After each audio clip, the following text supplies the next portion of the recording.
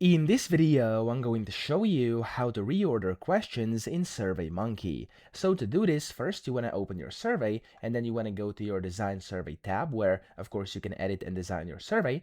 And then in here you can see, of course, you'll have your numbers and your questions, and to reorder them and to move them, you have two options. The first one is a drag and drop option, so you can just basically click on a question and just like click and hold and then drag it to wherever you want it, and of course release whenever you're done. And as you can see, it's going to automatically renumber these as well. Okay, so right now this is 2 and it's going to go to 1, 2, 3, and if I move these, it's going to renumber in a second as well, just like this. There we go.